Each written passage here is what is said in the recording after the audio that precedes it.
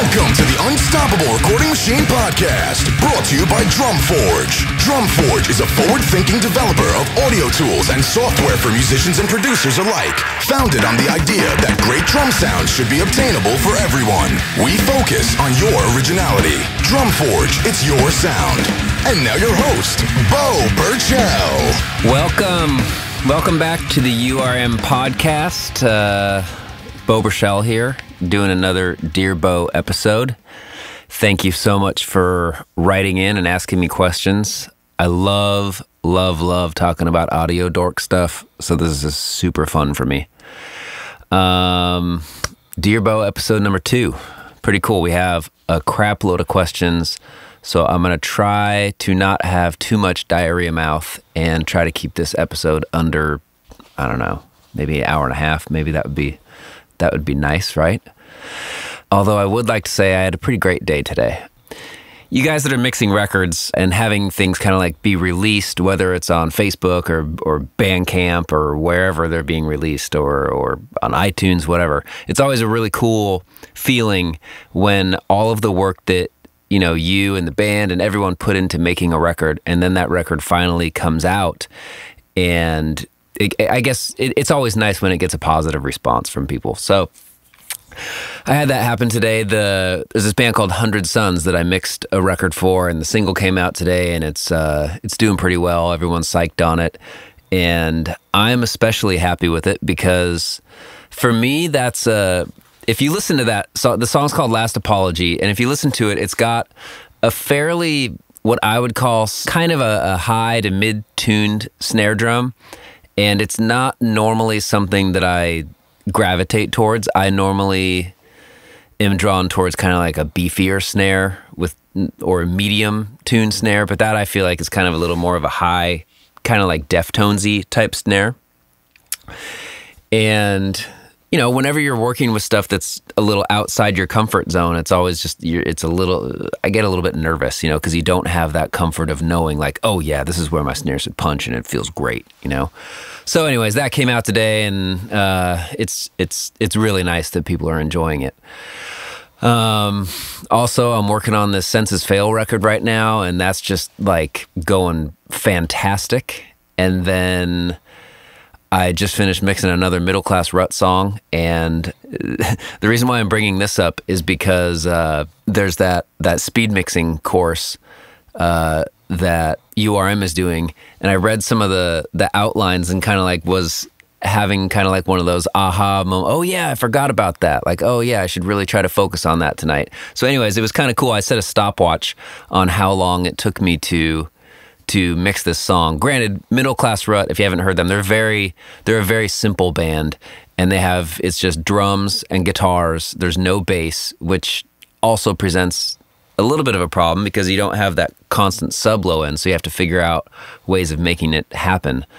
So anyways, but yeah, so I timed myself tonight, and even though I wasn't supposed to really, you know, do prep work and mix at the same time, I just said screw it and went for it. So I mix prepped the song. It took me 20 minutes to mix prep the song, and then it took me 30 minutes to mix the song. I sent it off, and the only note I got back was potentially doubling the chorus, which means basically I killed the mix first round, which is always like a great feeling also. So anyways, all in all, I'm having a pretty awesome day today, so I'm pumped. You know, one other thing I'd like to mention, because you know, when you're talking to friends about this stuff, it's always just kind of cool bringing up stuff, you know, like so for instance, today, how easy it was for me to mix that song. I have another friend, and earlier today we were FaceTiming, and you know, he was just kind of having issues mixing a track that he had produced. And you know, one of the hardest things about mixing a track that you've produced is like you already know what went into it. You know, so he was having a problem with the kick drum and the snare and basically just everything that involves mixing, you know, so because he knew that he had already added, let's just say 5 dB at say like 6K on the snare drum, when he was mixing it, you know, I told him right away, I was like, man, I think the snare's kind of dark. I think it can kind of pop a little more. It's darker than your usual snare. And his reply was, well, I'm already adding 3 dB to it. You know, and if that was anyone else's tracks that you would get, you wouldn't care how much you were adding to it. You would just say, man, this snare is dark as crap. I got to add 20 dB to this thing. So yeah, it was just one of those things where we both kind of sat there and we were like, dude, I think you're really fallen victim of trying to mix your own stuff. And you've set rules on yourself that shouldn't be there. Anyways, I just thought that was kind of interesting and just a little fun tip to share with you guys that, you know, when you are mixing other people's tracks, you kind of have an advantage because you don't know what they did going into it. But at the same time, you know, you kind of do want to know what was going into it in case they're asking you to preserve some of the character, you know. Anyways, ramble over. Let's jump into it. First question, Michael Bivens. Hey, Beau. Thanks for doing another podcast. Could you talk a little bit about how the Cahayan switcher has improved your workflow? What were you doing before, during tracking, and how has that changed? I'm designing an amp rack with all my heads and a surreactive load box, and I think it would make a great centerpiece. Thanks and have a good one. Mike. Well, Mike, I mean, I'm going to sound a little bit like a Cahayan audio switcher sales rep right now, but this thing is awesome. So let me just move a little bit. I'm looking at it right now, and what I've got going is, the way it works is it's almost like the internet or like a cell phone for your, you know, it's like one of those AT&T commercials, connecting the world. But it really is like, before I used to I had a patch bay that I made. It was all 1/4-inch connectors that would all of the output, the speaker outputs of my heads would all go to a female 1/4-inch jack on a single space rack panel that I had made. And then, so there was 8 female 1/4-inch panels to connect the speaker outputs. And then I had 4 female speaker outputs that would then tie into my ISO booth to where I could have 4 cabinets set up there. So what I would have to do is I would have all of my heads on, but on standby. And then whatever head I wanted to use, I would have to, because I always take a DI whenever I'm tracking, in addition to whether it be, you know, Axe-Fx or amp or whatever it is I'm tracking with. I always take an extra clean DI.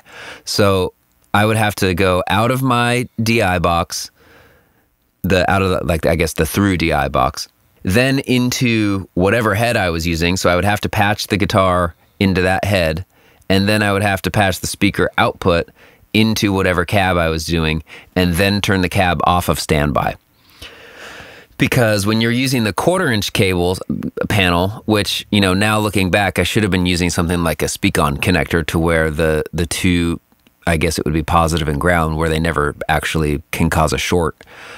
But because just the way the mechanics of a 1/4-inch cable work is when you insert it, there is a certain point in there where the sleeve, it's like the tip and the sleeve are both touching, or they connect and cause a short for a split second.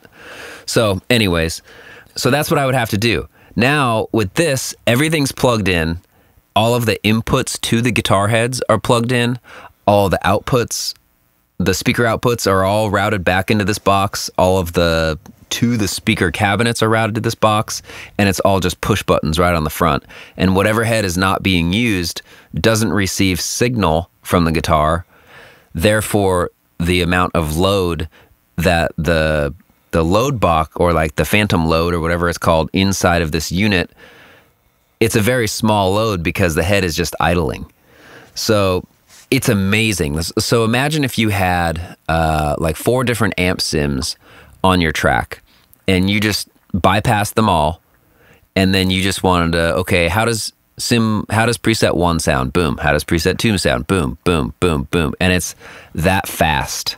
I can actually go through this setup faster than different plugins, because if you really get down to clicks, I just click amp number 1 and then I click amp number 2, whereas on a plugin, unless it was all within the same plugin, I would have to deactivate one, then reactivate the other. So it's actually 1 click faster than even doing it in plugins. And then on top of that, now I have the Microbot in there, which I think I'm going to get another Microbot for my second cab. So I like to have one cab with vintage 30s and one cab with greenbacks in there, and then I can choose depending on the part. Anyways, yeah. So far, I've only been using it on the Census Fail record, but like so far it's just been awesome. Especially when you really compare an amp, you know, with like zero. It's like it's as fast as changing a channel on your amp. It's that fast. So where you don't have that 5 seconds of patching in a different amp and then your ears adjust and you can't tell the difference. It's literally boom, boom, A, B, you're done. So you can flip through, you know, I've got 1, 2, 3, 4, 5, 6 amps all on right now and just ready to go. And I just plug it in, done. So yeah, it's been awesome. So if you are thinking about building one, I would definitely say go for it. And if you want to send one my way, then I would love that. Yeah, thanks, Mike. Next question. DJ, hey dude, I just finished listening to your episode and really enjoyed. Hope it's the first of many. Yeah, man, me too. Apologies if you've answered this before, as haven't checked out the live mix video, but if not, could you elaborate a little bit in terms of the amp or distorted bass tone on the Silver String track? I really liked it. Yeah, I cover this in the live mix, so you should watch it. But basically what it is it's just I feel like everything we do now is just stolen from Periphery. And when I say we, I mean like the collective audio community, you know? I mean they're just so good. But anyways, yeah, essentially it was for a while on the Axe exchange of the Axe effects, there was like a Nolly bass setting that he had done. And I think in his setting, it starts with, so the guitar DI goes in, and if you're familiar with Axe effects, you'll kind of understand the blocks, and hopefully if you're not, then I won't sound like I'm talking about rocket science right now. But anyways, the way it works is you have this grid, and there's blocks. So the way it works is it goes in, your clean DI comes in, and then that gets split to 2 different blocks. Then let's just call your top row of blocks is going to be like our bass or sub channel. And what does that get? I think on his there was a compressor on it, and then it goes straight to the bass head, and then I forget the rest of his. And then the other amp that gets split down to the second row was a filter that kind of chops out all the bottom end, so it's not making like kind of that flubby sound that you would get whenever you track like a bass through a guitar head. And then from there it goes to a like a Marshall style head into like a Marshall style cabinet with a 57 or whatever he was using to mic it. And then those get combined at the end, and I think he was even doing like some extra multiband EQ or like multiband compression inside of the Axe effects. But I just decided to kind of dumb that down and give myself something that I felt would work almost I can use this kind of setting now that I have on I've used it on let's see, there's this Ages record called Weightless, and they spent a lot of time getting their bass tone, and then I asked the band if I could do an A-B with this tone that I had here, and like unanimously everyone in the band chose this Axe Effects preset, like without it. I was like, oh my God, that's gotta be the real amp. It sounds insane. But nope, it was my Axe Effects. Anyway, so what I've got is DI comes in, signal gets split. The top row is just the, it's like the AD200.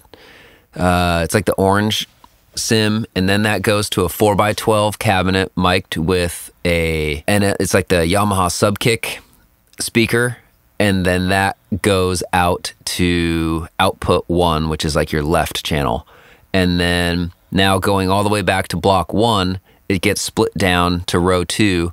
And then first block is going to be a high pass filter, and that'll, lop off some of those bottom ends so it doesn't make your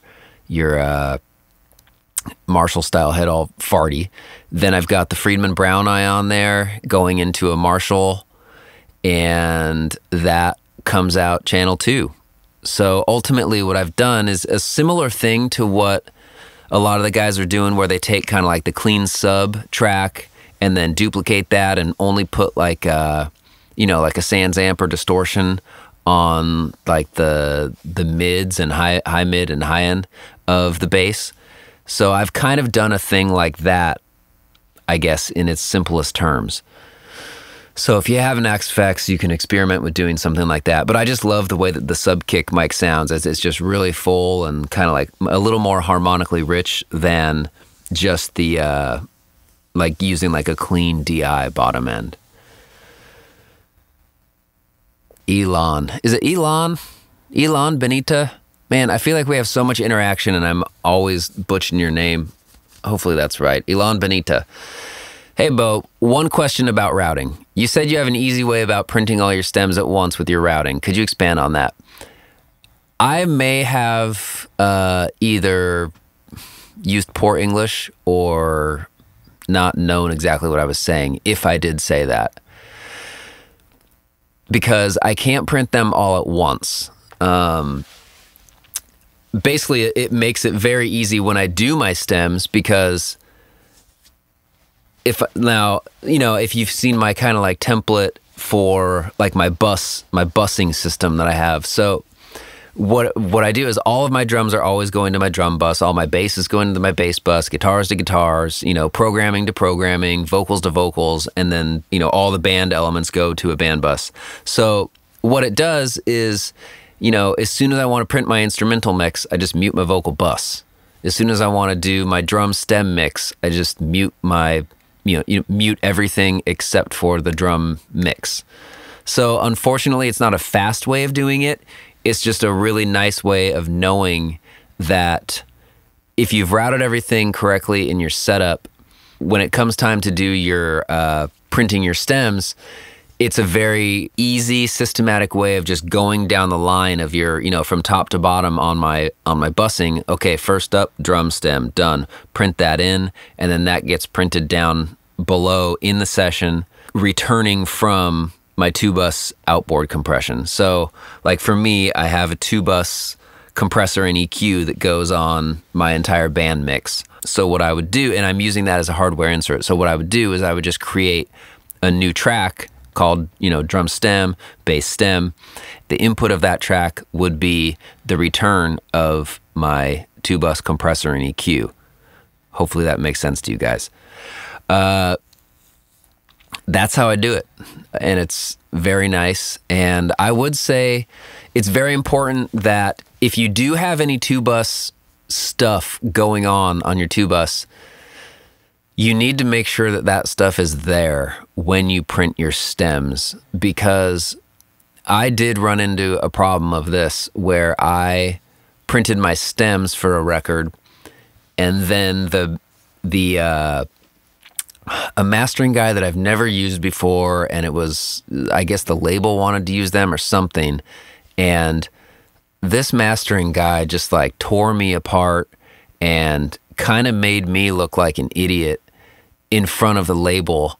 And what his argument is that he went to the label saying that in order to master the stems, first off, I don't even know why they wanted to master the stems. That just sounded stupid to me.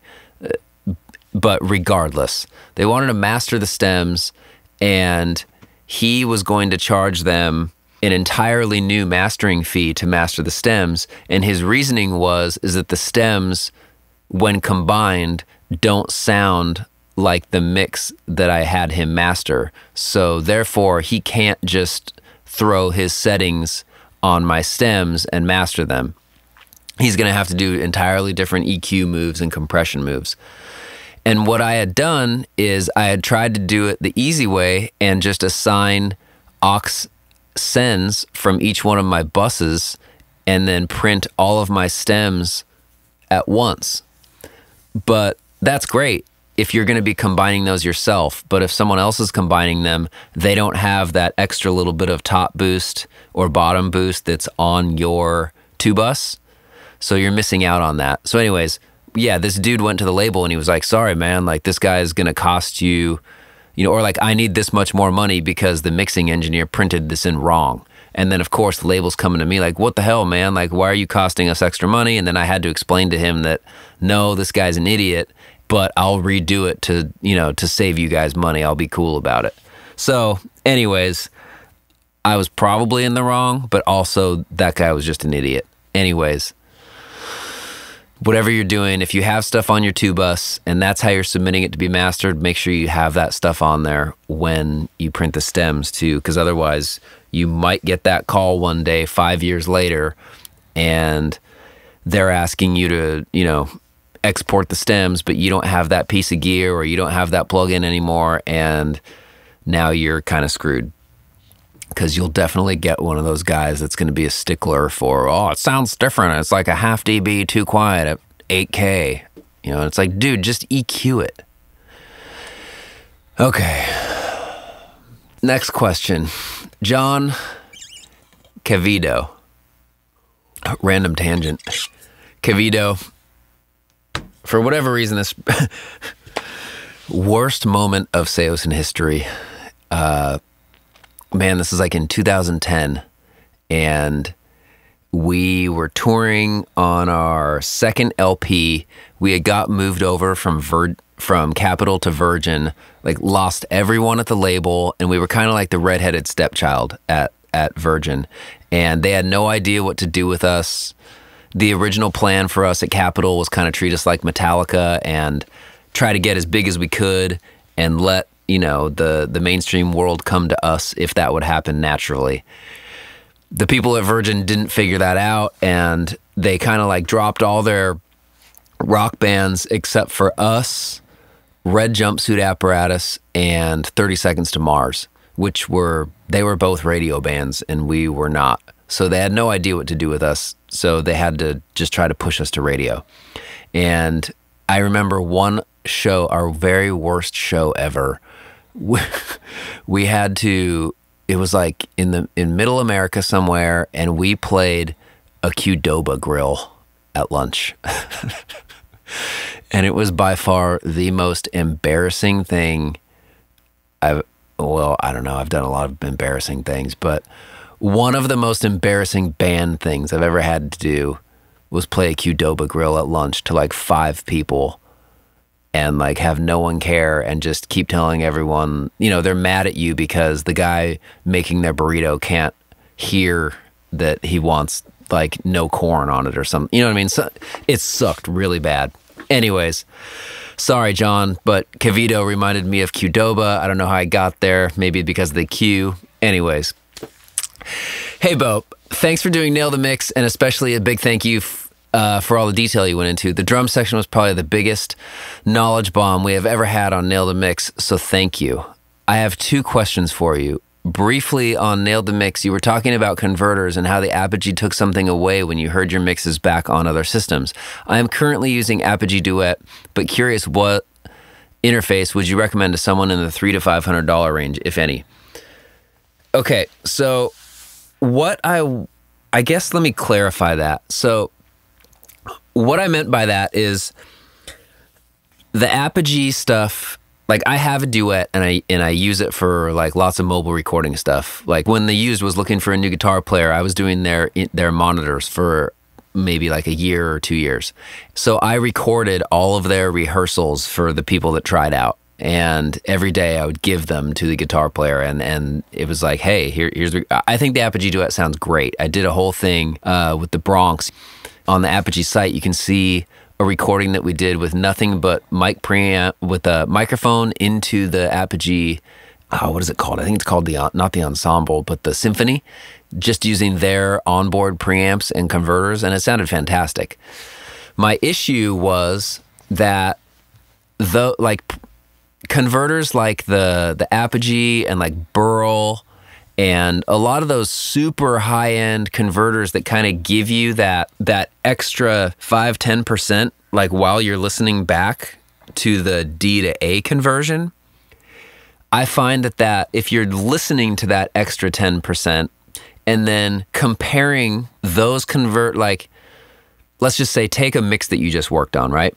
Load that mix into Pro Tools, hit play on Pro Tools and in your iTunes at the same time.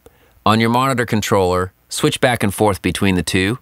You should hear a pretty big difference on, well, not pretty big, I'm definitely exaggerating, but like I can definitely tell which one's which. And when you're using those types of A to D or D to A converters, it's mainly the D to A, because the A to D is great. It's just the D to A that gives you that extra little bit of sheen that is not there when you play it on a regular system. So that was my problem with it. I would be listening to it, and then I would import my mix into iTunes and listen to it compared to some other records, and it was like, man, like I'm missing that extra little bit of like extra thump on the bottom and the sheen on the top. I'm missing that now. So that was a problem for me, you know. And converters are a pretty big part of a sound. I did a record for a pretty famous producer named Michael Beinhorn, and we had tracked the record on Apogee. At the time, they were the DA16Xs and the AD16Xs.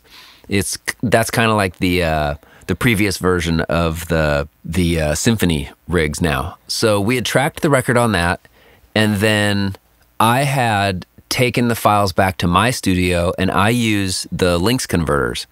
I just did the edits and then bounced out just kind of like a rough and sent that to him instantly. Sorry if you can hear my dog snoring in the back.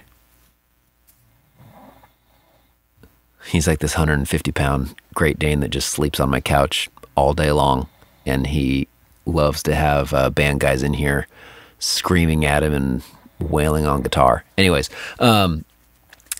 yeah, so I did the rough mix for him, sent it out. Mind you, didn't change a thing. All I did was just do the edits, like, you know, tune some vocals, tighten up some drums, etc. Sent the mix back from him. And mind you, there's no analog gear, like none of the plugins are different or anything. And immediately he had said, something sounds off about the mix. It doesn't sound the way that the other refs we've been printing at the other studio sound. What's different? And so ultimately it was the clocking. So what I had to end up doing is we bought a Big Ben clock, and we clocked my converters to the Big Ben, and then all of a sudden the character of those converters came back. And then he was, you know, it was there. He was happy. So yeah, they can make a difference. But to answer your question, I think the Duet is badass. I mean, I own one. They're awesome. I think that like there's also like the Lynx Hilo or Hilo, but I don't know what the price is on that. That's the only other one. You know, there's also like the Antelope stuff, and then UAD makes some pretty good ones, but I think you're set with the Duet, man. Like I would stick there. Okay, next question. Sander Saddam. Hey, Beau. What was it like getting CLA to mix the self-titled Saosin record? Did you get to meet him? And any cool insight into what he does or did on that record? Thanks.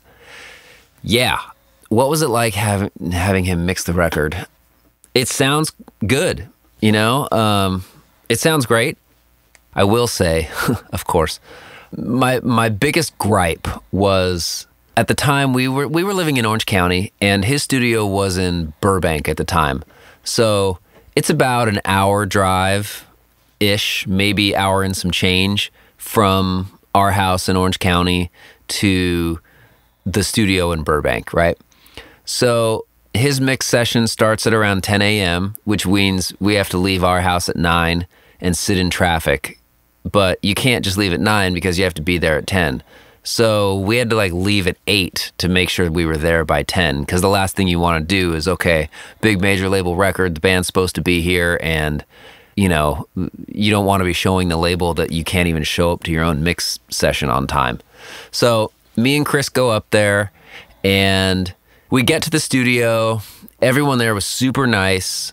Chris kind of like comes out of a secret door somewhere. He's got a cup of coffee in his hand or something. And he's like, hey guys, nice to meet you. Thanks for coming up. I'm really excited. He was super nice. Hey, this is Shelly here, or whatever her name was. And she's going to be taking care of you guys today. So anything you guys need, just let her know. And, oh, I think she just baked some cookies too. Here, yeah, have some cookies. These cookies are great. That's her thing, and it's like, okay, great. This is cool. And then as we're kind of like, it's like that perfect opportune moment. As soon as we put a cookie in our mouth and start chewing and like we can't speak, then it was like, I feel like it was so methodically planned out, like it's something that he does, but I could be wrong. But it was like, as soon as we put the cookies in our mouth and we couldn't talk, it was like, well, cool. Well, I'm going to go mix the song and I'll call you guys when I'm ready for you guys to come listen to it. So see you in about 2 hours. And like, at first it didn't really hit us, but then after about 15 minutes, me and Chris were just like, wait, so you had us drive up here in traffic to be here at 10, and then you're going to tell us you don't need us till noon. Like, why would you do that to us? That sucks. And anyways, I even asked if I could go in there, and it was very much like no, you can't go in like while he's mixing, which I definitely get, because that's how I did a lot of my learning. And I would have been for sure asking him questions like, hey, why are you doing this? Why are you doing that? And I probably would have definitely gotten his 1.5 hour mix probably to somewhere around the 3 hour mark. So he would have hated me. But all that being said, we went and had lunch and then got back to the studio. He was ready to play us the mix. Me and Chris walk in. He hits play on the speakers.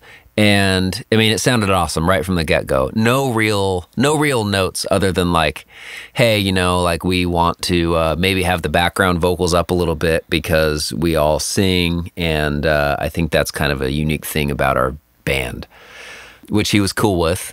And he was cool, but I think he also like secretly didn't want to, because it was very much like, yeah, could we get those up? All right, sure, hold on, and it was like, I forget Chris maybe was his assistant's name was also Chris, I think, and maybe it was like, Chris, play that. All right, cool. Let's go from the chorus. Let's pump these up a little bit. All right, yeah, I think that's good. All right, guys. Anything else jump out at you? And then of course, I'm like, yeah, I think it's on the song Collapse, and if you listen to that song right from the very beginning. The drum beat is kind of like boom, boom, ba, ba, boom, boom, boom, ba, ba, boom. And you can hear like what sounds to me, and now what I know is like slightly out of phase snare samples in there. And I mentioned it at the time, but I was being a little too polite and acting like I didn't really know what was going on. And maybe that was the issue. I don't know. But I had said like, hey, can we investigate maybe like the snare drum? Because it sounds like maybe there's something weird going on. It's like not really punching. Maybe it might be the bottom snare. I don't know. And then he kind of looked at me, and then he just played like a little bit of the song through his small little boombox that he had. And then it was just very matter of fact, like, nope, sounds fine. Anything else? And like right then I kind of like got the hint that, okay, well, we can only really ask for like level up or down, maybe, but anything else he's not really willing to touch or investigate. So that was a little bit of a bummer, but I understand, and I mean, he does kick ass. So, I mean, I can't really have too many bad things to say about him because he did a great job. So, yeah. Part B of your question, any cool insight into what he does or did on that record? Thanks. Yeah, I mean, again, I've told the story before. When we were tracking drums for that record, I had expressed some concern about the tom tracks having way too much cymbal bleed in them. And Howard, the producer, assured me and made up this ridiculous story about how, like, oh, dude, you don't know what you're talking about. Like, Chris Lord-Alge, the bleed coming in our tom mics sounds so fantastic that he actually uses our tom mics as cymbal mics. And I was just like, oh my God, you must think I'm an idiot. Like, that's the most ridiculous thing I've ever heard. Anyways, skip to about 6 months to a year later, I get the multi-tracks back, like, from Chris Lord-Alge, like, like they've got all of his samples and everything on there. And what do I see? First thing, I open up, I go to the tom tracks, they're completely chopped out, like in the same way that, if you have the silver string tracks, the way the toms were just completely chopped out. So it was pretty, that was kind of funny. I was like, oh, you freaking asshole. Like, I knew it. I knew I was right. But all that being said, yeah, I mean, he still does. It's funny because I open up that session of his Saosin mixes, and if you watch his mix with the masters thing that he does, I think he mixes like a Muse song or something. It's funny, like even down to the kick and snare sample, they're still coming up on the same track. It's like, I want to say it's like 41 and 42 or something. It's up there. But it was funny, like looking at that, watching the Muse session and then having like the Saosin session up, like looking at like how his organization was, still the exact same, like down, exactly the same. There was actually no difference. I think the only difference was we didn't have like the extra like band submitted snare sample on there. He just used all of his own. Okay, Eduardo Alexander Pando de Sade. Your question. Hey, Beau, what's your approach to guerrilla recording drums in a not-so-great drum room? Specifically with the overhead, since they are the thing I struggle the most when I try to record anywhere else that is not my home studio. Thanks, and greetings from Mexico. What up, Mexico? I would say, yeah, I mean, if you're trying to go guerrilla, I think usually the biggest problems are coming from a crappy drum room is reflections that you don't want. So, I mean, obviously, like the jerk answer, or not jerk, but, you know, there's like the dorky internet guy that's like, well, why would you record in a crappy drum room? You should just record in a great one. Okay, well, that's not the answer here. But if you have a good drum room, I would really ask them to do it at your home studio. But, okay, addressing your question, I would say build some gobos that you can take with you. Even if they're small ones or like decent sized ones, bring them with you and put gobos all around the kit. Maybe bring some extra kind of like, you know, you see those. Actually, you know, a great idea would be make the acoustical treatment in your studio kind of modular so that, you know, the bass traps or the whatever trapping you have going on in your room is movable, and then you can bring those with you while you're at another studio. I mean, that would be a good 2-in-1, you know, solution, because you can build those as almost as if they're gobos, place them around your room for bass traps, and then bring them with you, place them around the room as you're recording drums. Because you're really trying to just eliminate crappy reflections coming back and causing phase and weird buildups in your overhead mics. So that's what I would say. Try to get the cleanest tones you can, eliminating any crappy reflections if they are. But one other thing that I've been doing, I've had good luck with, is if you're using your kit, if you have a house kit, then I would really suggest finding the ranges and notes that you know that kit sounds great at. And basically, if you know that the close mics on your kit are going to sound banging, if they're punching and hitting in the right frequencies that you enjoy, or if you know you're going to be layering it with samples and you know that kit, the frequency or the pitch of those drums lines up or it responds well to the samples that you're going to be using, that's half your battle right there. So, like I said, something that I had luck with was finding the tuning ranges that I really enjoy. I recently went to a studio where I had not been before, and the control room was kind of, they just didn't have the isolation was not great. So as I was tracking, I kept thinking like, man, I don't know if I can trust this control room. Like something sounds a little weird, but in the back of my mind, I knew that my drum kit sounded awesome. And as you guys know, if you have an awesome sounding kit that's tuned up perfectly, you can kind of bowling ball microphones up to the kit and it's going to sound great as long as the guy's playing well. So I kind of went with that mentality. But I did, another little trick, the first thing I would do is when you go to a new studio, listen to your reference tracks to kind of get to know the room, but then also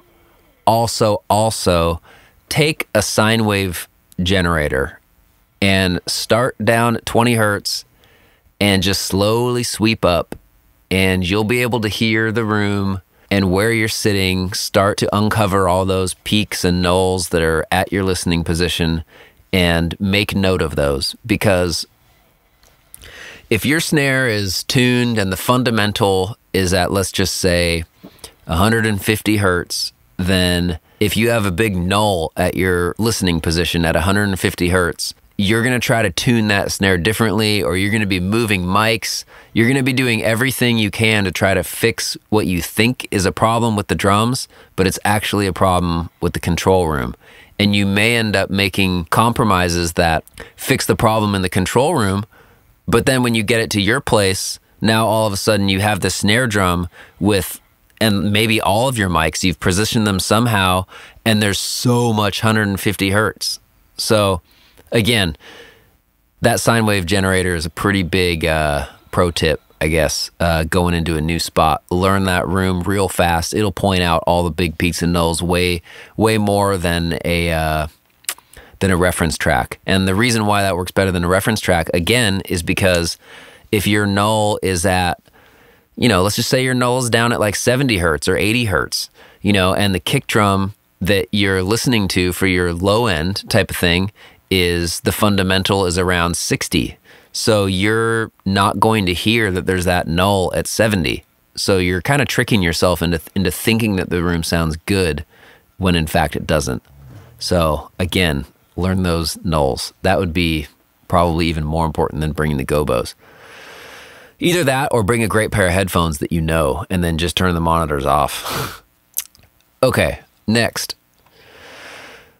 Rodney Altenbaugh. Dear Beau, hey dude. First off, thank you so much for the incredible month you brought to Nail the Mix community in May. I think everyone was able to take away something that month. I sure hope so. I had a great time. Back to Rodney. First and foremost, thank you for inviting me to your studio to sit in and watch you work your magic. I took so much away from my visit to your studio in LA and will never forget it. Since my visit, I've learned that I am, for one, mixing entirely too loud. Hearing how quiet you worked has opened my eyes, and I'm eager to make these adjustments. Awesome. Yeah, I mean, I don't think I mix too quiet, but apparently, compared to some people I do, I mix at about, 80? 75 or 80? I'd have to check. Anyways, I have I think it's 75. No, it's got to be more. I think it's 85. Anyways, I have a mark on my monitor controller where I listen to, and I also have a noise meter right next to me at all times, just so I can kind of double check and check myself to make sure I'm not listening too loud. I think it was actually CLA that said that one time. He's like, when you're mixing, you're working, and you're not really listening to music for enjoyment, I guess. You're mixing because you're working and you're trying to make something awesome, and you're creating art, or you're creating a technical side of things. But if you're listening loud, you're listening for selfish kind of like enjoyment. It's like, yeah, this sounds sick, cool, pump it up. But if you're listening quiet, you're forced to mix and work hard at it. So something that I took away from, I kind of expanded on that and took this from a lot of like the film scoring guys. They just stick one level and they don't touch it the entire time. So what that does, and the reason why I like it, is because when your ears respond to music differently, and they respond to sound differently at different levels. So as you raise and lower the volume of your monitors, the frequency response of your ears actually changes. So you can think that, maybe you have enough bottom end when it's loud, but then when you turn it down, like now, because the bottom end is not accentuated in your hearing, that now you're focusing on mid-range. Well, your mix should translate at every volume. It shouldn't matter how loud it is or what you're hearing. I mean, and I get the argument that like you're using the curve of your ears to hone in on certain frequencies. I get that, but I just don't really subscribe to that. I like having one volume, mix the majority of my song all the way through, and then maybe check it really low, check it on a couple different monitors, and then check it loud, but only for a split second. I don't like kind of blasting my hearing out too much. Yeah, so that's my opinion on it. Rodney's question. My question is actually about construction of your studio. I had a similar idea of building a small cottage or cabin, similar to what you had. I'm just curious as far as what dimensions and any guidance for going that route. Thanks again for keeping me up. Thanks again, and keep up the good work. You know what? There is another question about this. I'm going to tag team these two. Patrick Graff also has a question about the studio. Did you design and build the studio yourself? If so, what resources did you look up and read about to build the space out? So, to answer these questions, Rodney, my studio, it's a 2-car garage, but it's a big one. It's the biggest one I could build on my property. It's 20 by 30, and you need it to be huge. So you have to kind of build these things purpose built, because when I was building this, everyone thought I was crazy because I had 10-foot ceilings in a garage, and we're trying to like pass it by the city. And it's so funny because LA is so weird, and the rules are just so stupid, and everything all the hoops you have to jump through. And you guys, I'm sure every city is like this, but I mean, it's so ridiculous, So like, to give you an idea of how ridiculous it was, it's to build a new garage. I mean, and granted, it's an old part of LA, and I'm kind of like just south of Hollywood. I'm in the thick of it, but in like a little tiny, like 5-block little oasis. And it's all houses that were built like in the early 1910s to 1930s. So my house is 1922. And the driveway is like so small, like you probably couldn't fit a truck down it. It's tiny. It's built for the Model T car to drive down that driveway. But now, so the rules are, if you tear down your garage, which my garage at the time was pretty much just like a little shotgun shack or a large, a king-size outhouse, or if you will, and to tear that down and then build a new one, the new codes, for whatever reason, you have to build a retaining wall, like a cinder block wall at the edge of your property, right? So, and I guess the reasoning for this is because some lady was driving down her driveway. Granted, it's like a very short driveway. So someone's driving down their driveway, car somehow blows up and catches the neighbor's house on fire. So now, of course, they pass a law that says, oh, well, we should definitely make everyone have this cinder block wall that separates their driveway so we don't burn other people's houses down. Great. Okay, fine. I can understand the logic behind that. But my neighbor has built onto their house illegally almost all the way up to the property line. They're about a foot away from the property line. So they did not adhere to the setback rules. They just went for it, right? I don't know if this neighbor did it or the people that own the house before them, but somehow their house is 1 foot away from the property line. So I go to the Department of Building and the Department of Planning, and it's so stupid how it's set up. So there's the Department of Building and Planning, I think, and then there's the Department of Safety. So the Department of Building and Planning says you need to build a wall. Great. I get the plans to build the wall all checked off. Now I take it over to the Department of Safety, and the Department of Safety says, oh, sorry, well, you can't build a wall because your neighbor's bedroom window is going to be blocked by this fence, and it's a fire escape. Technically, her bedroom window is a fire escape. Okay, well, do you want me to build the wall or not? Like, I'll do whatever you want, but just tell me what to do. So almost 6 months go by of these two departments like having a pissing contest of who's gonna win this argument. Meanwhile, I'm sitting here just like, dude, I'll build the wall. I'll build, like, what if we do, trap doors that she can open from her side, like little like trap doors that she can open in case there's a fire. Oh no, we can't do that. Nope. So anyways, long story short, we finally ended up just going to a different city to get approved for the plans, and had, just did like a total dumb guy plot plan and like pretty much drew the whole thing on a napkin and said, yeah, I just want to build a garage over here, and this is what I'm thinking. And the guy signed off on it. So it was so ridiculous. Oh my God. Yeah, it sucks. You want to build a big spot, as big as you can. I mean, and I think every big studio owner will tell you, even if you have 10,000 square feet to work with, eventually you're going to say, I need more space.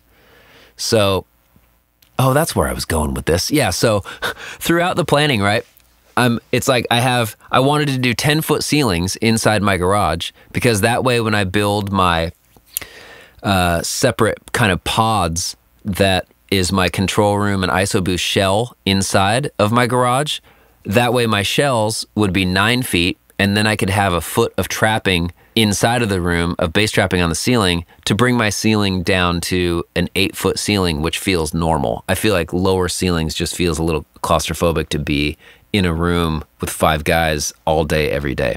So that was important to me. So like I said, planning ahead. But it was just funny because as we're doing these 10-foot ceilings in here, like the inspector guys are like, 10-foot ceilings in a garage, huh? That's interesting.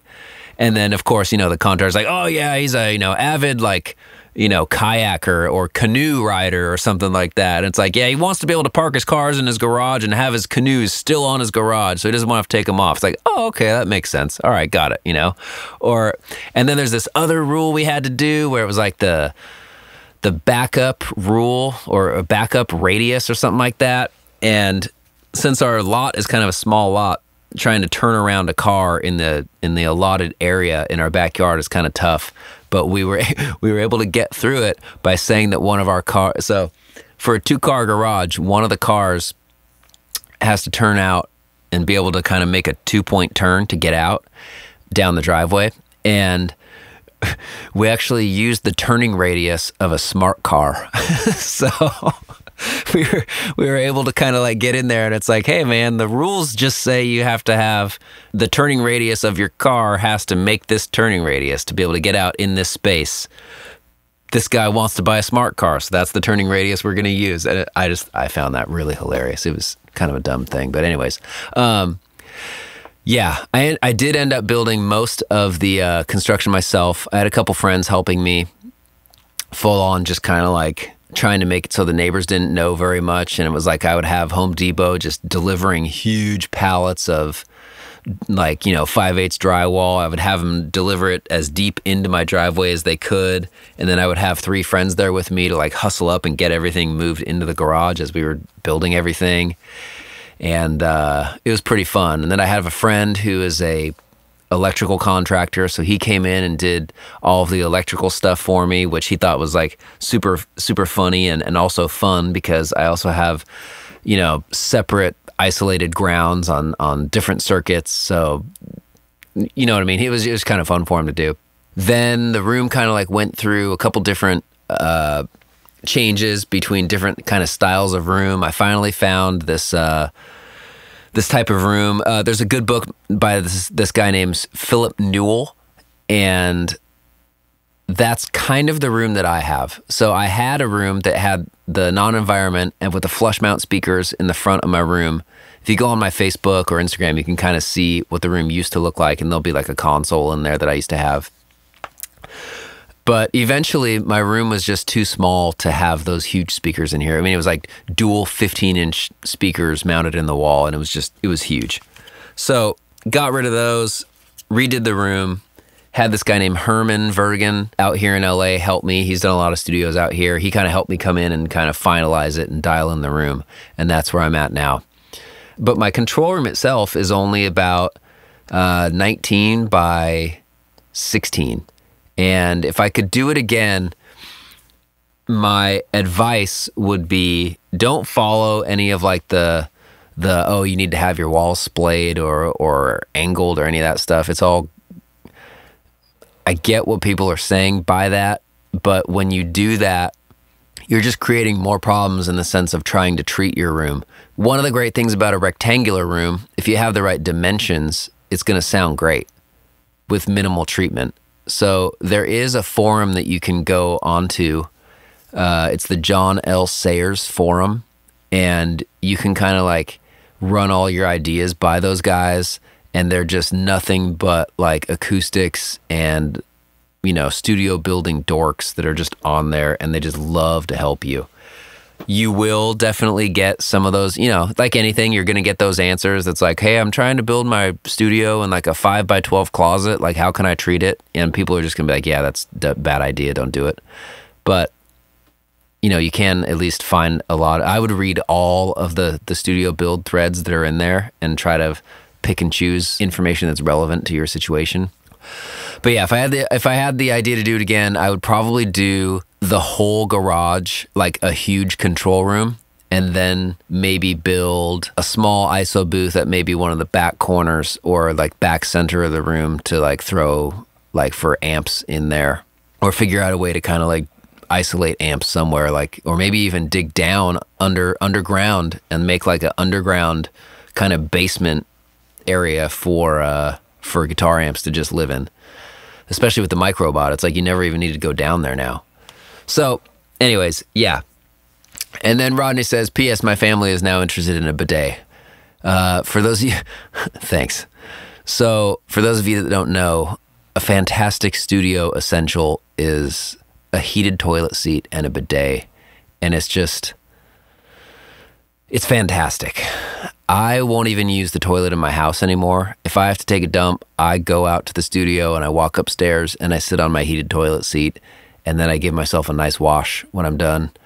And it is just, for all of the crap that we have to deal with as audio engineers, people yelling at us or making just unrealistic demands, that nice heated toilet seat and the H2O wash at the end just makes it all worth it. Also, from Patrick Graff, question about the phase trick to clean up drum bleed. Why do you EQ the source before you do the phase trick? Is this to help give a difference between the two signals, or is it just to save time once you've printed the new cleaner track? So it's not about so first off, you don't want the signals to be different at all. And if you understand how this trick works, you're understanding that EQ deals with phase. So if you take the track that you high pass and compress, if you take that track and EQ it differently than the track that is not high passed and not compressed, that's going to make some phase issues between those two tracks. So if you're going to be adding top end to one, make sure you duplicate that plugin on the other. The only thing that should be different about those two tracks is the high pass filter following the compressor. That's the only difference. Everything else you want the same, otherwise you'll get weird bleed and like weird response from it. Another trick that I've kind of been hip to is someone mentioned potentially using a transient designer before the compressor to help quicken the attack, which was a kind of a cool trick, or even sometimes using a limiter. So, it is pretty much a trick that'll work every time, but sometimes depending on the source, you may have to give it some more transient to get there, or maybe even knock some off. Eric Howell, he says, hey man, I love your work. I was wondering what kind of amps you used on the Moose Blood album, and what are some tips on getting that not very distorted tone to be full and powerful enough to drive a mix. I've also got another Axe-Fx question below, so I'm going to combine these two. Matthew Buys says, I've noticed over the years of trying to get the perfect guitar tone out of amp sims that the cabinet impulses can take a tone from muddy mess to completely usable without even touching the amp settings. What are some of your favorite impulses from the Axe-Fx for the medium gain type of tone that works well with big chords? Or do you prefer to run it through a real cab and mic it up? Thanks. So Matt, I haven't really ran the Axe-Fx through a cab yet, because to me the Axe-Fx is all about convenience. It's about, here's this tone, it's already dialed, it's saved, I know it works, I can use this. Or it's about finding tones that might be more difficult to do in the real amp world. Like, for instance, like that bass trick, like 2 separate amps. It's like, well, obviously that's going to be kind of a nightmare to do all of that at once and keep everything totally in phase the way that it is in the Axe-Fx. So to answer both of your questions, the trick to getting the low gain stuff, but without being super muddy, is all about your input filtering. And so for Axe-Fx, on those types of tones, like the Moose Blood stuff, like, you're not going to believe me, but a lot of that stuff is actually neck pickup or middle position pickup. And usually neck pickup on distorted guitars is almost unusable. It's just so much mud because the tone is just so full and, whatever, quote unquote warm. But to me, it's just muddy. So the first block is always an EQ block with a big mid bump and usually a high pass filter or a low cut, whatever you want to call it. Just hucking out a bunch of that low end that's just eating up the headroom of that amp. And then all of a sudden you'll start to notice that the muddy cabinet impulse you are kind of thinking is the problem is no longer the problem, because now that muddy cabinet impulse response is actually giving you the kind of bigness and low end mud that would be missing if you had a very like clear or pristine sounding cab. So I mean that's how I like to deal with it, and that's how I work with those. That's how I did those. And then you may have to EQ it a little bit more after the fact to on the actual amp. Like, so in the amp block, you can actually go in there and mess with the graphic EQ that's on there. And I think that the graphic EQ that's on there sounds, if you're going to add, let's say 4, 6, 8K up in there to get some brightness, I think that sounds totally different than if you were to add it after the fact. So try messing around with that stuff too. And you can cut out some of that's actually another good place to experiment too. You can kind of cut out a lot of that 2 and 400 area by using the graphic EQ on the amp blocks themselves. But the trick to, I would say in general, the trick to great guitar tones or getting those types of tones to work is having everything work together. I recently got asked to produce another record based on the drum sounds for that Moose Blood record. And it's funny because the type of band it was, those drum sounds are not going to work with the type of band that they are. So it's funny, it's all about making the tones work together. I mean, to me, that's the biggest accomplishment, or the biggest goal that you can have, is getting a bunch of cool sounding tones to really work together and make them all feel great. So yeah, sometimes the key to a great guitar sound is actually a cool drum sound that supports it. Or sometimes the key to making a muddy guitar sound great is maybe letting the bass take a back seat. Different ways of looking at things. Michael Cooper. Hey, Beau, can you explain your joking? Can you explain your vocal tracking approach? I was actually just talking about this with someone the other day, and I think there's a couple different approaches. A lot of people kind of, from what I hear, a lot of people will say like, yeah, man, sing the song 8 times and I will comp it together. I think that that is a huge waste of time. And chances are, if they've been rehearsing a song and singing it one way, the thing that you don't like about the first take or the 7th take is going to be in every take, because that's just how they've been doing it. So my way of working is, I have the singer come in, show me what he's got. We put down, we do one take of sing the song all the way through, show me what you've got. If you don't have lyrics for that section, just give me some la-di-da-di-da-dis or just free ball some stuff. We do that. I take a listen to it. I make notes. I present those notes to the singer. We talk about which notes we want to implement. Then we go back, fix just those parts, see how they sound, Because obviously there's going to be some things where it's like, hey, you're saying turn off the lights, and I want you to say turn off the lights. Just different phrasing things, depending on how the drums are moving, or maybe I might want them to say, hey, like this song is kind of like the same chords throughout the whole song, doesn't really go anywhere. So maybe to differentiate the verse from the chorus, let's maybe have the verse all starting on the one or on the downbeat, and then let's make the chorus kind of come in on the upbeat afterwards to give it kind of a slightly different feel, but we'll keep your melody and lyrics all the same. So sometimes I might give a note like that and the singer might be a little bit confused, or I get what you're saying, but I just have to hear it. It's like, cool, let's just try it, and then we'll listen back and see if we like it. So that's basically what I do, and I do that kind of pre-production all at the same time as I'm kind of like going through and tracking.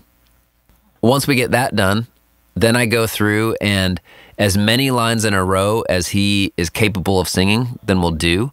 So we might just do one line at a time. We might do like a whole verse at a time. It really depends on the song, how long the verses are, how long the lines are, how much breathing is involved, where the notes are in the song. Let's just say it's a screaming part. We might save the screamings for last because he knows the screamings is going to blow his voice out. He knows that he can't sing high notes, so we'll do the high stuff last, so we'll skip those if there is any. It's all about trying to work to where the vocalist is going to be able to give his best performance, and whatever he's or she is. I mean, I don't even know why I say she. I mainly work with he's. So whatever they're feeling is the most important to me.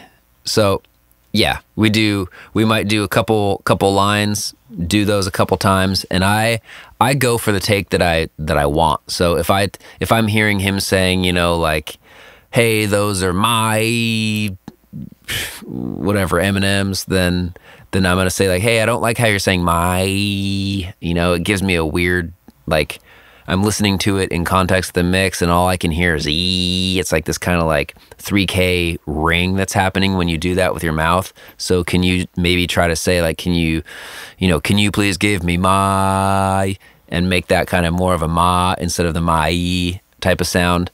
And I'll work on a lot of those things with them to make them kind of sound their best in the track. Then from there, we may even have to sing that same my 15, 20 times until we get it right. But I'm looking to kind of get a good take to where almost like getting a guitar track, you know what I mean? Like you're punching in for certain notes, and if you can't sing it all, if you can't do it all in one pass, then we'll just get it one for that one thing.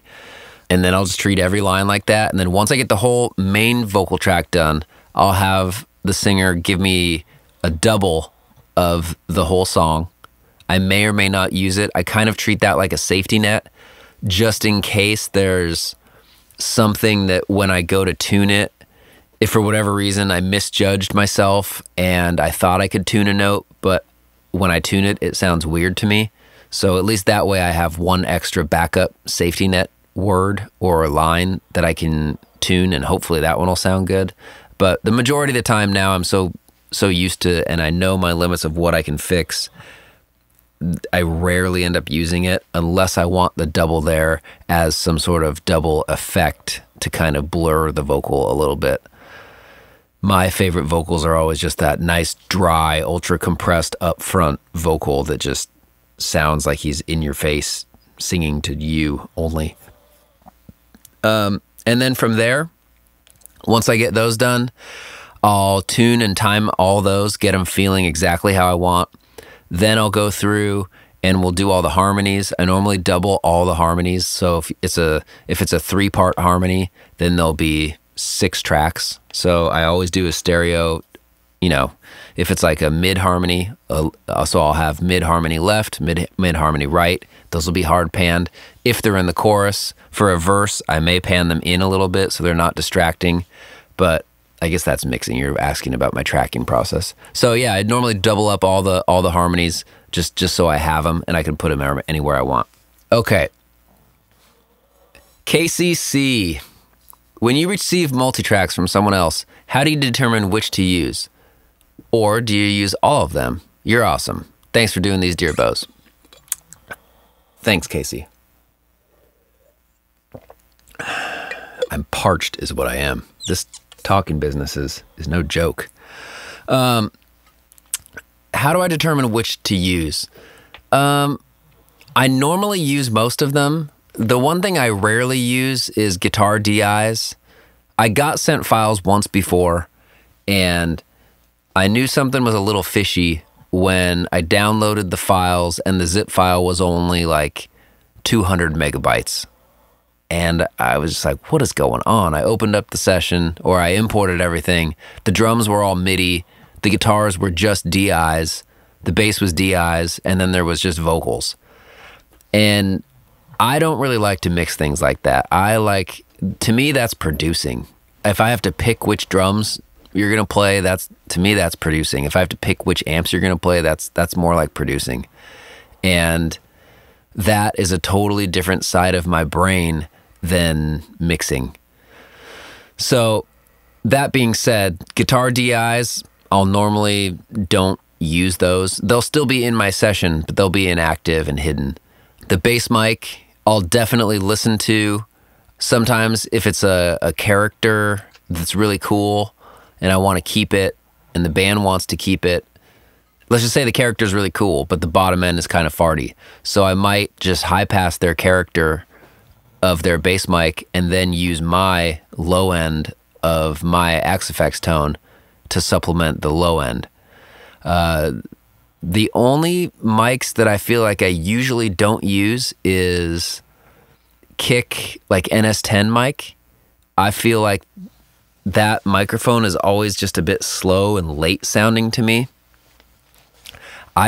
For whatever reason, the way I want to hear a kick drum, it's never with that. It's like the NS10 mic is always just kind of, it's never loud enough. And then when you get it to the point where you're like, yeah, this thing's starting to slam, then it's too loud and it eats up too much of your mix. So I find that I have better luck with either layering in like a low sub kick sample or using a plug-in like Low Air or Low Ender to try to get that sub in there if the other mics aren't giving it to me.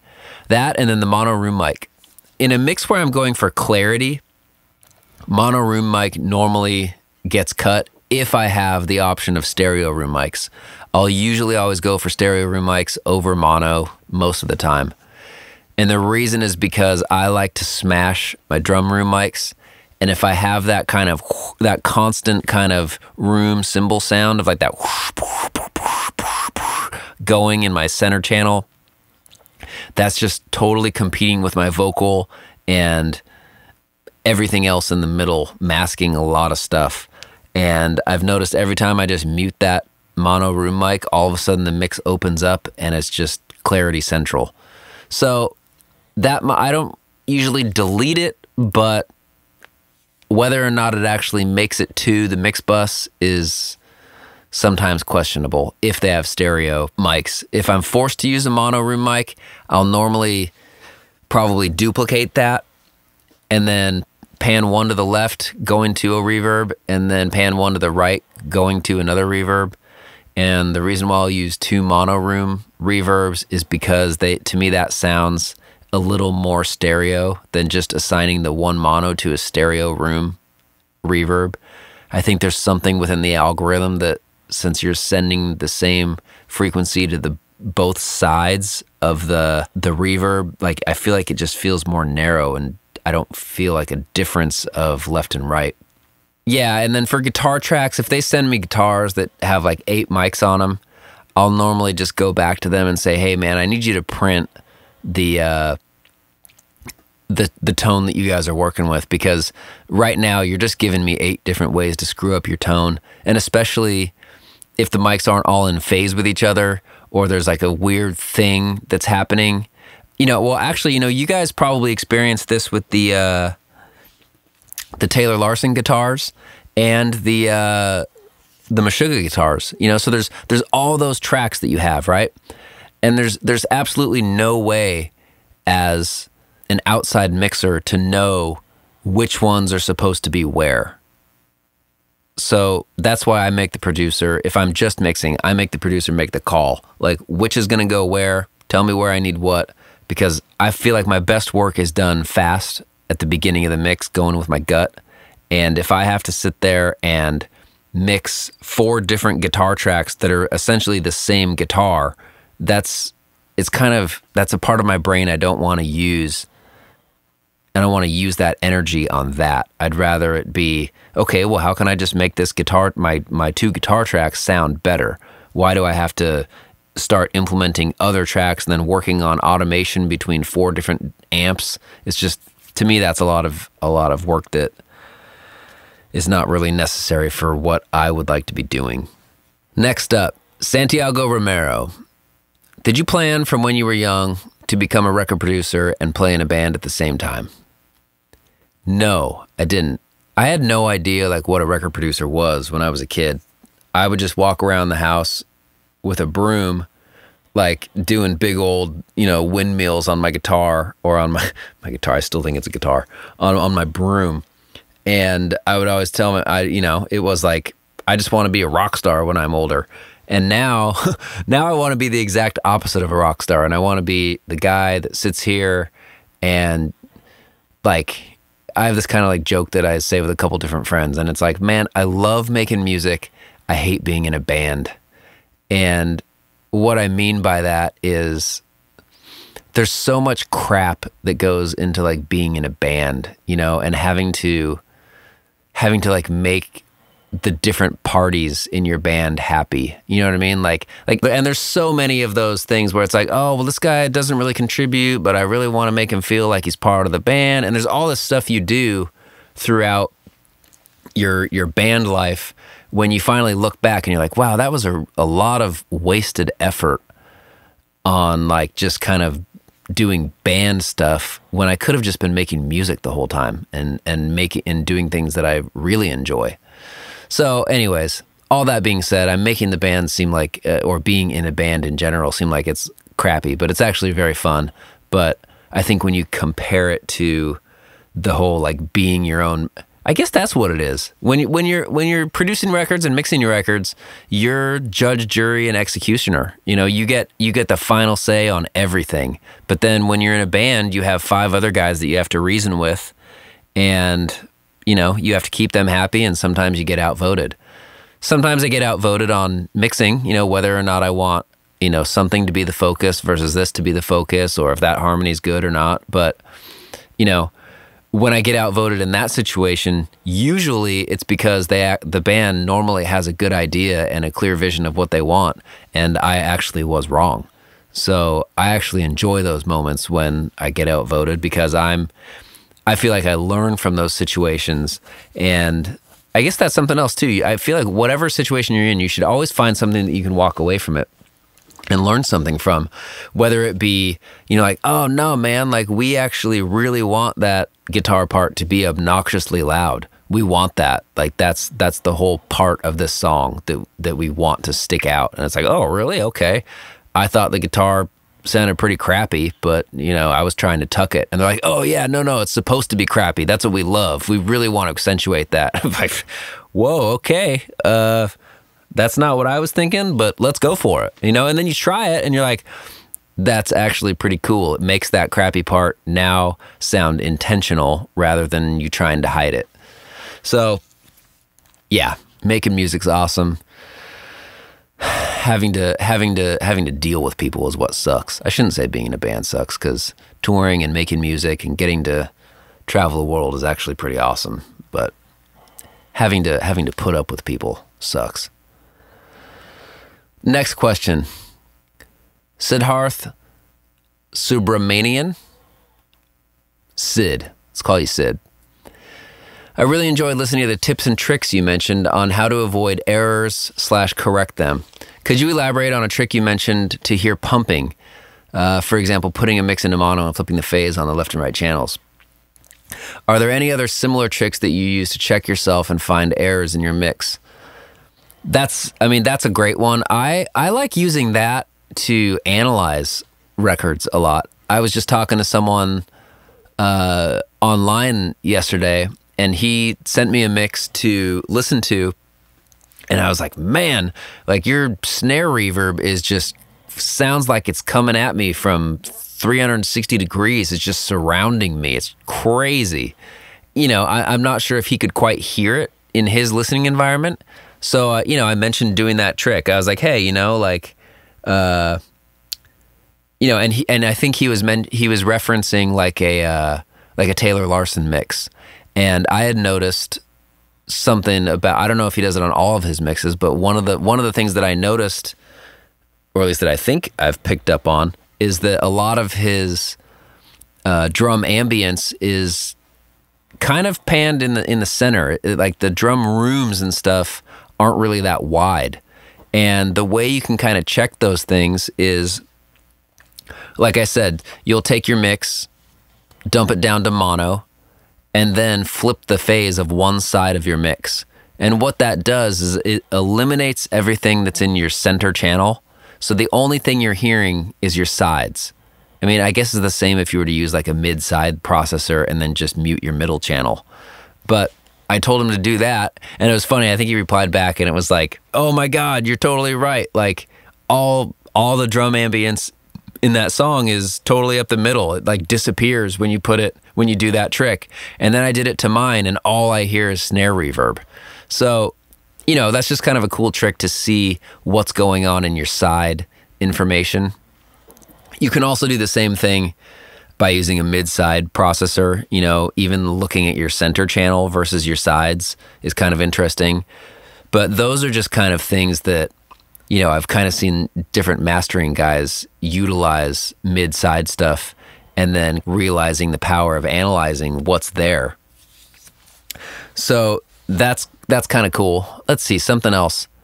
Yeah, one time I had a dude, I was mixing a record, and I kept getting notes back from this singer, and all of his notes had to do with like weird, it was kind of like an indie rock band, and a lot of his notes had to do with like the shakers and the tambourines and weird kind of like percussive elements way up in like the 10 to 20K range. And every time we would listen to them in the studio, it would be great. And then he would take the mixes out to his car, and he would be like, "Man, I don't know what happened. The song is ruined, and all I can hear is hi-hat, or all I can hear is tambourine." And it's just this really piercing top end. So we couldn't figure it out. I have him bring his car over. I go sit in his car and listen. Lo and behold, boom, hi-hat is just like ripping. Or tambourine and shaker, all that stuff. Everything up in that range. So what I did is I got back into the studio and tried to kind of mimic the EQ curve of what his car stereo sounded like. And I started trying to figure out a way to make my monitors sound like his car stereo and recreate that problem. What I found was that in his stereo, there was some sort of huge high frequency boost combined with the classic like aftermarket tweeters. So what I did is I put a huge like 10 dB shelf at like 6K, I think. And what it enabled me to do is really hone in on that really high frequency stuff. And of course, there it was. It was like poking out like crazy, just. So I've now taken that kind of one step further, and when I check my top end, I still kind of do that thing. And the reason is I want my mix to and it's kind of the same reason why I don't really like low pass guitars too much, because if someone hears my mix and they hear it on a system with a lot of top end, I don't want that changing the mix. I don't want just my hi-hat or just my cymbals being super loud. I want all of my mix to be just bright. Does that make sense? I want it to be balanced. So something you can do, throw that high shelving on there, crank it up real loud, then go through and listen to anything that's poking out at you. Because at a reasonable volume, your mix is going to sound balanced. And like those few things like the shaker and tambourine track, that really high frequency stuff that's up there, it's not going to be bothering you because it's relative to the rest of the track. So when you boost that up, it kind of sheds a light on what is really happening way up top. So that's something that I found to where I've been able to get my mixes a lot more consistent no matter where they played back, by just kind of examining that top end and giving me that boost. And then the way you fix it is whatever is poking out, let's just say, you know, you're going over the section where it has the shaker in it, and the shaker is just somehow like really bright in like that kind of like 12, 15K area. So you just go on your shaker track and duck it down in those offending areas, and, you know, only get the offending areas because that's the only thing you're after. And then you duck those down and then take the high pass filter off, and it should sound the same as it did before, but just more smooth. So when you have that high frequency shelving on your master bus, now it's like, wow, the whole thing still feels balanced and nothing's popping out. So that's just one way of kind of making sure that your stuff translates from system to system.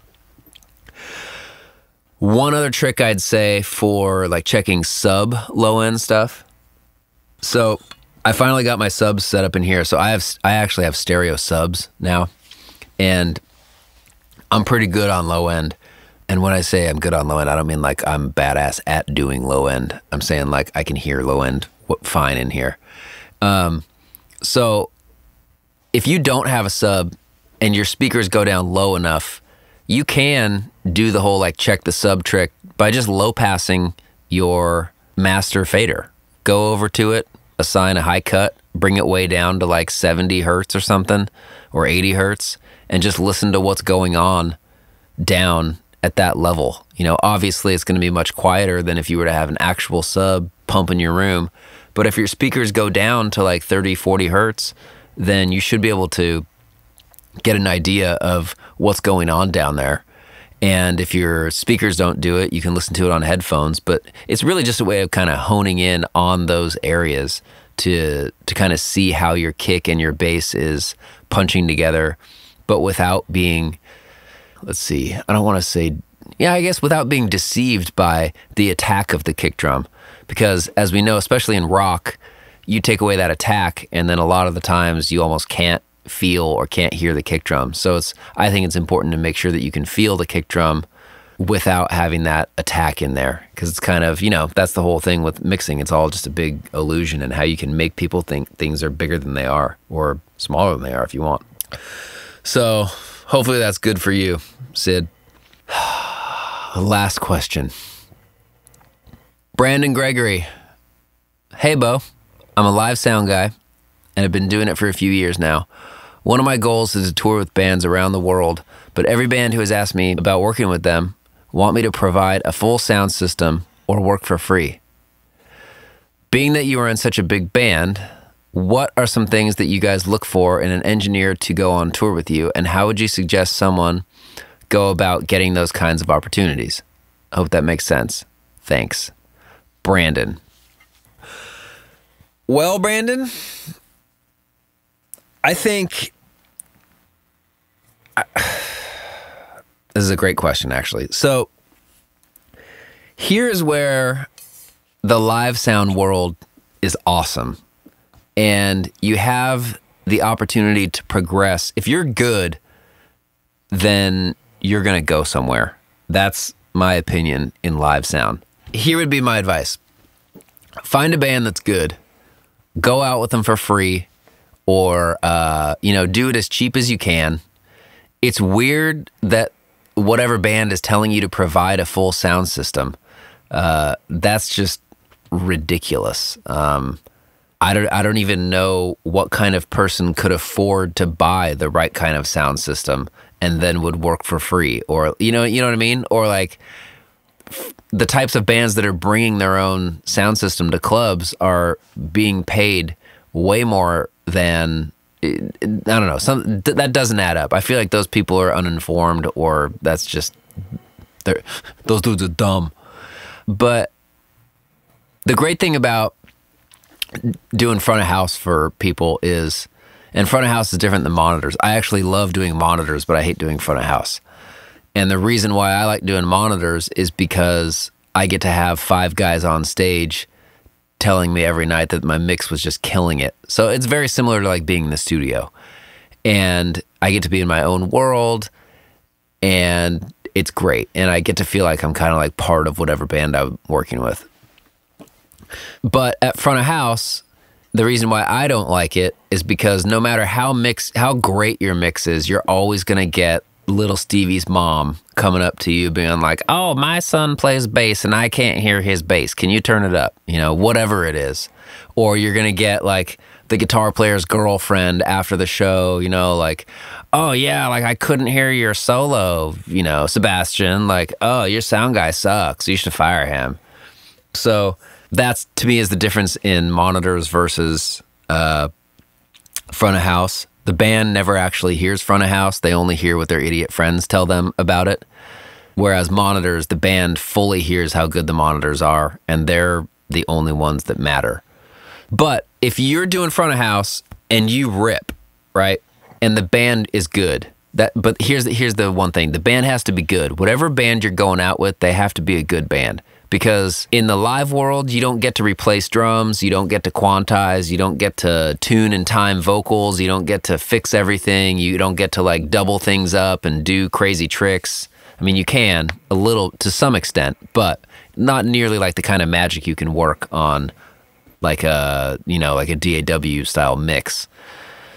So what I'm getting at is if you go out with a band that's like just a good band, you're 80% there. So if you can make that band rip, then every band and every person that's working on that tour is going to hear how, man, did you hear the second band? They fucking sound great. Like, you know, and then it's going to get around that, you know, eventually the headliner is going to start talking like, how come the opening band sounds better than we do?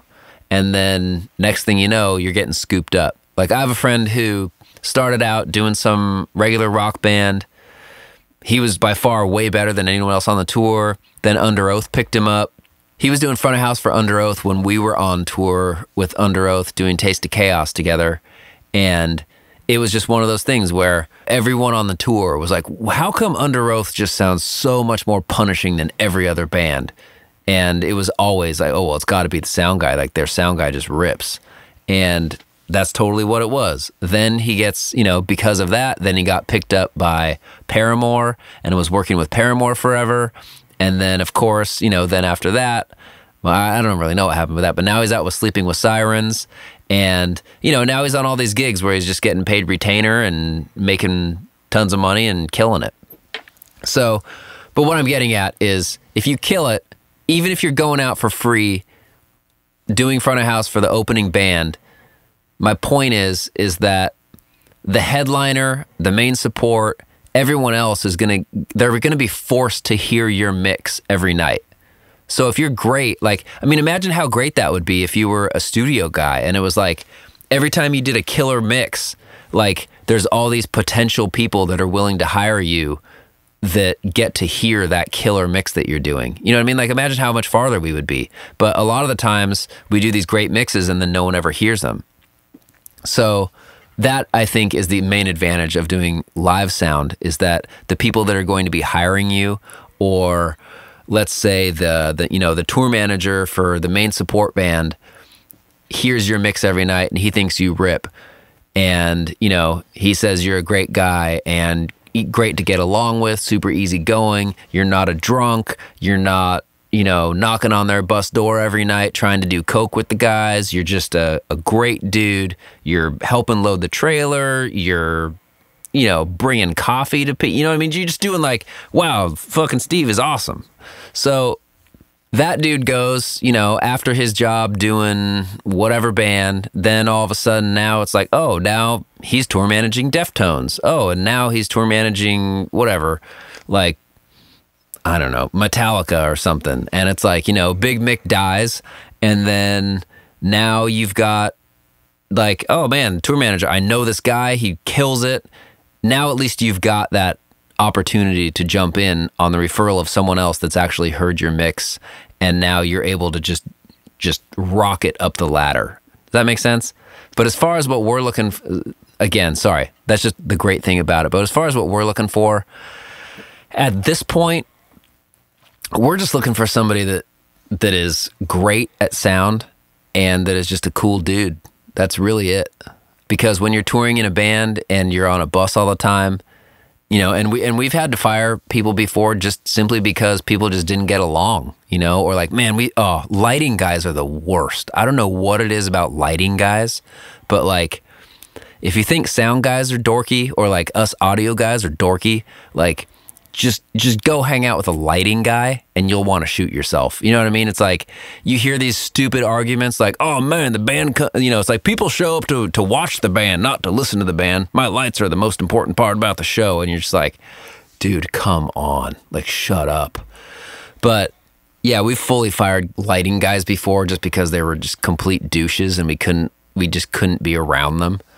So yeah, if you're cool and you're doing a great job, that's really all you need to do, and your work will speak for itself.